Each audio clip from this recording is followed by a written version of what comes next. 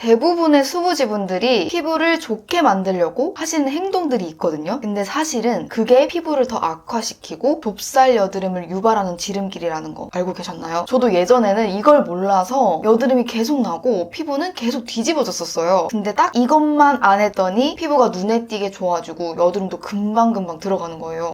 진짜 제가 이거를 미리 알았더라면 이렇게 후회할 일이 없었을 텐데 여러분은 저처럼 고생하지 않으셨으면 해서 오늘 이렇게 영상을 찍게 되었습니다. 제가 알려드리는 습관들만 바꿔도 피부 진짜 매끈해지고 좁쌀 여드름도 다 사라져요. 좁쌀도 화농성 여드름도 없는 깨끗한 피부 갖고 싶으시죠? 물 마시기, 운동하기 이렇게 흔한 얘기들 말고 피부가 달라지는 핵심 습관들만 콕 집어서 알려드릴게요. 피부가 좋아지고 싶은 분들 오늘 영상 꼭 끝까지 봐주세요. 정말 도움 되실 거예요.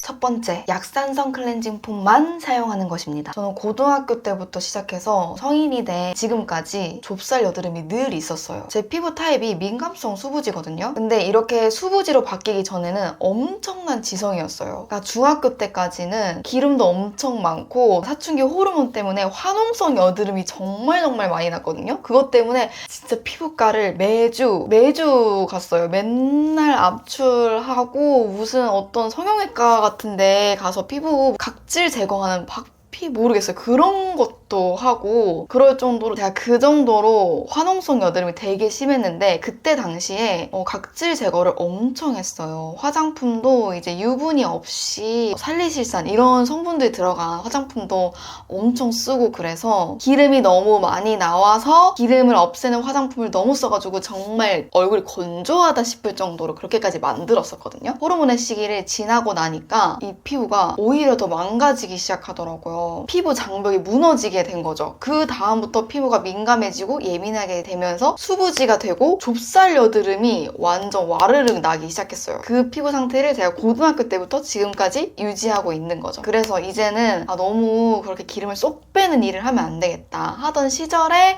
또 약산성 클렌징 폼이 유행하기 시작한 거죠. 그럼 약산성 클렌징 폼을 써야 되는구나. 우리 pH 농도를 맞춰야 되고 너무 자극 주면 안 되고 수분 줘야 되고 해서 약산성 클렌징 폼만 썼거든요. 근데 얼굴이 촉촉해지는 건 맞는데 좁쌀 여드름이 사라지지는 않는 거예요. 그래서 또 제가 알아봤죠. 이게 왜 그런가. 일단 결론부터 말씀드리자면 약산성만으로는 부족해요. 때에 따라서 약알칼리성 클렌징 폼도 써줘야 돼요. 왜냐하면 저희 기름이 많이 나와 있는 피부는 산성화되어 있는 상태거든요. 그 피부 pH 농도가. 건강한 피부의 농도는 약산성인 상태잖아요. 그래서 약산성 클렌징 폼을 써라 하는 건데 저희 수부지거나 지성이신 분들은 이미 겉에 기름이 많아서 피부가 pH 농도가 산성화되어 있는 상태예요. 그거를 오히려 약산성으로 되돌리려면 약알칼리성 클렌징 폼을 써줘야 된다는 거죠. 그래야지 피부 pH 농도가 건강한 상태인 약산성 상태로 돌아가게 되는 거예요. 자, 그러면 약알칼리성 클렌징 폼만 써야 되나? 그건 또 아니에요. 저희가 피부 상태를 보면서 약산성 클렌징 폼이랑 약알칼리성 클렌징 폼을 번갈아 가면서 써줘야 해요. 다음은 좁쌀 여드름을 없애려고 하는 행동인데 오히려 더 많이 나게 하는 행동입니다. 바로 과도한 각질 제거예요. 이거는 진짜 강조하고 싶어요. 대부분의 어떤 유튜브 영상들은 각질 제거가 중요하다고 말하는 영상들 많거든요. 지금부터 그 각질 제거에 대해서 중요한 얘기를 해드릴게요. 좁쌀 여드름이 있는 분일수록 각질 제거를 자꾸 하려고 하시는데 그게 오히려 독이에요. 저도 예전에는 피부 좋아지려고 각질 제거 진짜 많이 했거든요. 좁쌀 여드름이 완벽히 없어지면서 매끈해지지는 않더라고요. 그 이유가 왜 그러냐면요. 저희가 스크럽이나 화학적 성분을 통해서 과하게 각질 제거를 하면 피부 장벽이 무너지게 돼요. 저희한테는 필요한 각질층, 필요한 기름이 있고 불필요하게 과하게 많이 나오는 각질과 기름이 있는 거거든요. 근데 과하게 각질 제거를 하면 저희한테 필요한 각질층, 피부 장벽까지 무너지게 되는 거예요. 피부 장벽은 피부 안쪽에 있는 수분을 지켜주고 바깥에서 들어오는 노폐물이나 균들을 막아주는 역할을 하거든요. 피부 장벽이 없어지게 되면 수분이 날아가게 되죠. 그리고 균은 들어오게 돼요. 그러니까 저희 피부에선 그거를 막아내려고 또 피부 장벽을 다시 세우려고 과하게 기름이 나오고 하고 또 과하게 각질이 생성이 되면서 좁쌀 여드름이 더 생기게 되는 거예요. 그리고 좁쌀 여드름이 아니라 빨간 여드름, 화농성 여드름 가기 전 단계의 여드름 나시는 분들도 계시잖아요. 그런 분들마저도 각질 제거를 하게 되면은 여드름들이 더 악화되거나 피부 염증들이 더 생기게 돼요. 그래서 각질 제거는 절대 하시면 안 됩니다. 그렇다면 이렇게 또 궁금해하시는 분들이 계시겠죠. 아니 그럼 불필요한 기름이랑 각질은 없어져야 되는 게 맞는데 이미 그게 생긴 사람들은 어떻게 하냐. 이제 그런 분들은 각질 제거를 세안으로 하셔야 돼요. 저희 각질 제거는 세안만으로 충분합니다. 첫 번째 단계에서 제가 약산성 클렌징 폼과 약알칼리성 클렌징 폼을 번갈아서 사용하라고 말씀드렸잖아요. 그 과정을 통해서 각질 제거를 해야 되는 거예요. 따로 패드로 닦아내시거나 알갱이가 들어간 제품들 쓰지 마시고 저희 클렌징만으로 각질 제거를 해주셔야지 내 피부 장벽도 지키면서 더 안전하고 정확하게 좁쌀 여드름 그리고 여드름을 없애는 길입니다. 제가 지금 영상을 다 찍어놓고 다시 찍고 있거든요. 너무 중요한 내용을 제가 진짜 빠뜨릴 뻔했어요. 이 단계를 모르면 저희 앞 단계들을 다 지켜도 여드름이 해결이 안 됩니다. 바로 유분감이 없는 보습제만 쓰는 거예요. 보습제, 보습크림, 수분 크림들 조금의 유분감이라도 느껴지면 좁쌀 여드름 그리고 여드름이 날까봐 안 쓰시는 분들 많죠. 저도 그랬어요. 이게 조금이라도 기름이 있으면 뭔가 일단 바를 때도 답답한 기분이 들고 그러니까 왜냐면 이미 각질이 많이 일어나서 안 그래도 건조하면서도 답답한데 거기에 기름 많은 걸 끼얹으면 모공이 더 막혀서 좁쌀 더 날 것 같고 기분도 막 그냥 좀 답답하고 그래서 정말 수분감 있는 제품들만 썼거든요. 그렇지만 좁쌀 여드름이나 여드름이 사라지지는 않았어요. 게다가 수분감 있는 제품을 썼는데도 수분감이 느껴지지도 않았고요. 그냥 약간 겉만 이렇게 촉촉해지는 느낌? 바로 그 이유도 피부 장벽이 무너져서예요. 피부 장벽이 무너지면 이 수분만으로는 회복이 안 돼요. 피부 장벽이 속에 있는 수분을 지켜준다. 근데 피부 장벽이 없으면 수분이 다 날아가겠죠. 장벽이 무너져 있으니까 수분을 채워도 쉽게 날아가게 돼서 속 건조는 여전히 남아있을 수밖에 없어요. 그리고 수분이 채워지지 않고 피부 장벽도 무너져 있으니까 기름은 계속 더 나오고 그렇게 되면서 좁쌀 여드름은 사라지지가 않는 거거든요. 자, 그렇다면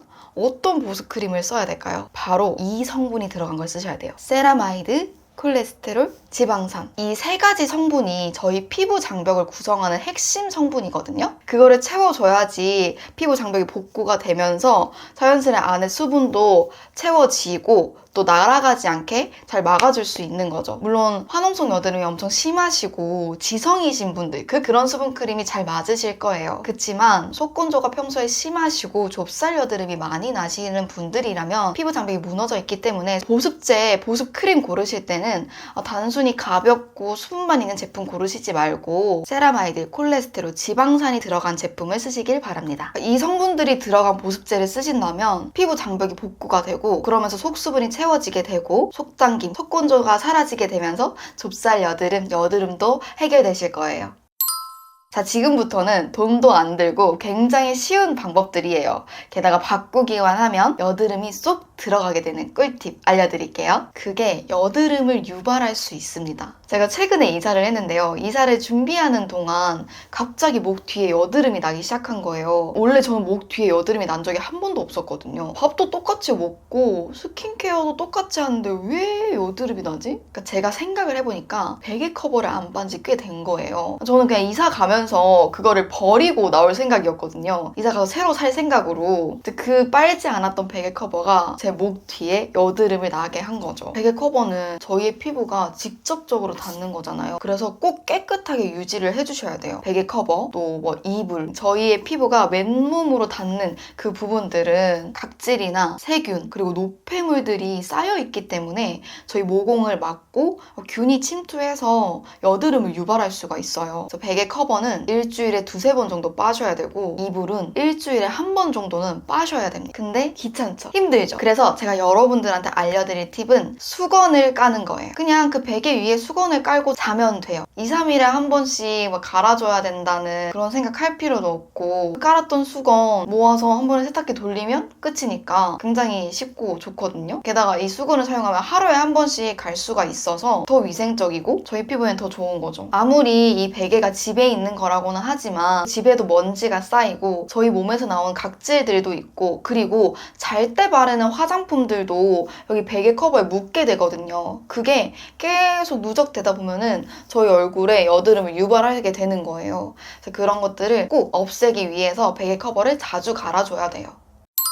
아까 베개 커버랑 이어지는 내용인데요. 저녁에 머리 안 감고 아침에 감으시는 분들이 있어요. 하루 동안에 이렇게 머리가 기름이 너무 많이 나와서 떡이 지니까 아침에 감으시는 분들 굉장히 많더라고요. 제가 최근에도 여드름이 얼굴 이 헤어라인 근처 그리고 귀 뒤에 여드름이 났었는데 베개 커버도 문제였지만 저녁에 머리를 감지 않았던 것도 문제였더라고요. 원래는 저녁에 머리를 감았었는데 오전에 아침 운동을 하게 되면서 저녁에 감지 않고 아침 운동을 끝내고 머리를 감았던 때가 있었어요. 근데 저희가 저녁에 머리를 감지 않으면 이제 생활을 하면서 모든 먼지 그리고 균, 노폐물, 게다가 기름까지 다 묻히고 누워서 자게 되는 거잖아요. 그럼 그 노폐물들이 또 베개에 묻고 그 베개에 묻은 그 기름들이 제 얼굴, 피부에 묻게 되는 거예요. 머리 기름이나 노폐물 등이 이마나 볼에 닿아서 여드름을 악화시킬 수 있어요. 그래서 지금은 무조건 저녁에 머리를 감고 있습니다. 피부 민감하신 분들, 여드름 자주 나시는 분들은 진짜 머리 감는 시간만 바꿔도 피부 좋아질 수 있어요.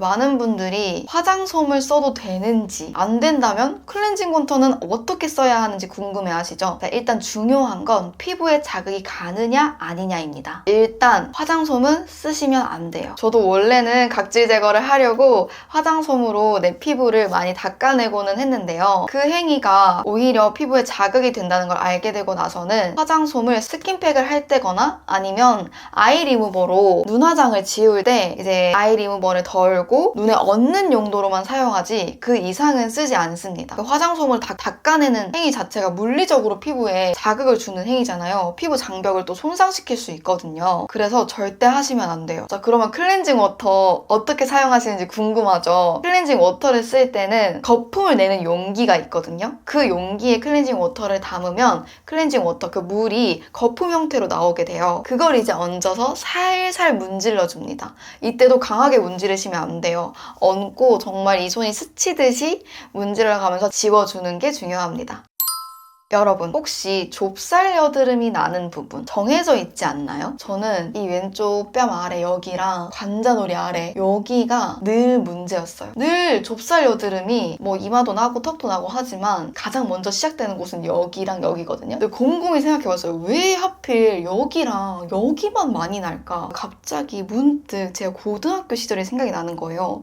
제가 고등학교 때 잠을 여기를 책상에 대고 잤습니다. 그러니까 여기 책상이 이렇게 있으면 이렇게 그냥 대고 잔 거예요. 그 고등학교 그 시절에 했던 그 행동이 지금까지 이렇게 저한테 영향을 주고 있는 거죠. 여기서 또 중요한 건 피부 장벽이에요. 한번 피부 장벽이 무너지면 복구가 되더라도 다른 자극들에 쉽게 예민해지고 쉽게 다시 또 피부 장벽이 무너지게 되면서 좁쌀 여드름이 올라오게 돼요. 그 피부 장벽을 무너지게 하는 습관 중 하나는 손으로 얼굴을 만지거나 더러운 곳에 얼굴을 대고 있거나 하는 거죠. 그리고 더 나아가서 앞에 말씀드렸던 어떤 베개 커버나 머리 감기 등은 한 번 나고 이제 놀라서 바로바로 바꾸게 되는데 지속적으로 나는 부위들은 그냥 그런갑다 하고 넘어가게 되거든요. 근데 지속적으로 나고 있다는 건 그 부위가 피부 장벽이 무너져서 되게 예민해져 있다는 상태이고 또 지속적으로 내가 무언가를 얼굴에 대는 그 습관이 있다는 거예요. 그러니까 혹시나 같은 위치에 여드름이 늘 지속적으로 나고 있다면 내가 이 부위를 손으로 만지고 있진 않은지 얼굴을 어딘가에 대고 있었다거나 무언가 자극을 주고 있던 게 아닌지 찾아보셔야 돼요. 그리고 그 습관을 하지 않으셔야 됩니다. 여드름이 생기는 이유는 다양하지만 제가 오늘 말씀드린 건 피부 장벽의 손상에 의해서 생기는 여드름들에 대해 말씀드렸어요. 피부 장벽이 무너지면 피지가 과다하게 분비되고 과각화 현상이 생기게 되면서 모공이 막히고 좁쌀 여드름이 생기게 됩니다. 그리고 장벽이 무너져 있다 보니까 균이 침투하기 쉬워서 일반 여드름도 생기기 쉬운 구조가 됩니다. 오늘 알려드린 7가지 습관은 모두 피부 장벽을 회복하고 유지하는 루틴에 기반한 거예요. 저처럼 민감성 수부지 그리고 여드름성 피부로 고생하시는 분들이 조금이나마 더 빠르게 건강한 피부를 되찾았으면 좋겠어요. 앞으로도 집에서 할 수 있는 스킨케어법 더 많이 소개해 드릴 테니까요. 다음 영상도 기대해 주세요. 다음 영상에서 만나요. 안녕.